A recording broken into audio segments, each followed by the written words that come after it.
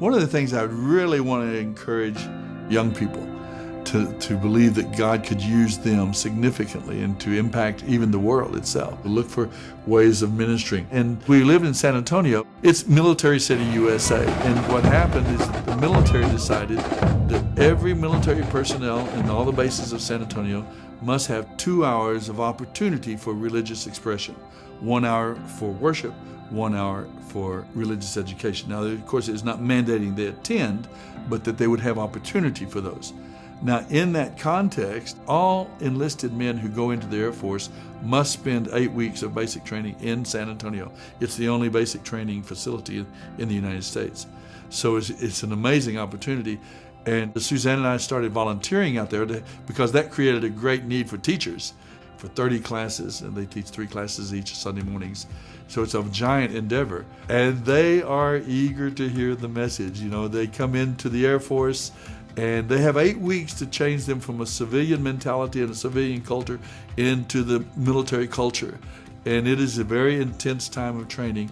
And I know the first week they come in, their heads have been shaved, the clothes have been taken away, they're all wearing the same kind of clothes. They yell at them all week long, and so they come in with their eyes wide like a calf looking at a new gate when they come into our basic training.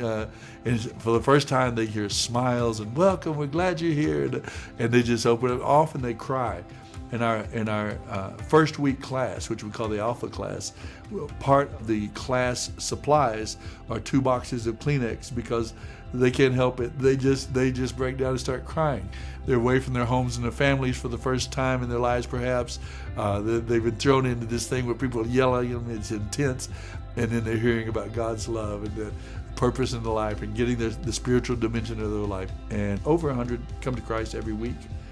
Just every week without fail, and teach them how to share their faith with others, give them that vision of the harvest, and then the U.S. military sends them around the world. We can only imagine really the fruit of all this that happens, where they go, who they see, how they share the life of Christ, but it's just a thrilling opportunity for us. And so the only reason I guess I stress that is to help folks realize that opportunities can be there as long as we're available. Make ourselves available in the degree we can. Bring what we have in our hand, our hearts, and our mind to the Lord. Lay it before Him, and He will use it. He will find. There will be opportunities that'll crop up, and we're just so thrilled we get a chance. Every Sunday we have to pinch ourselves that the opportunity we get to talk to these hundreds and thousands, literally, of young men and women, young Americans about the gospel, and see so many of them trust the Lord.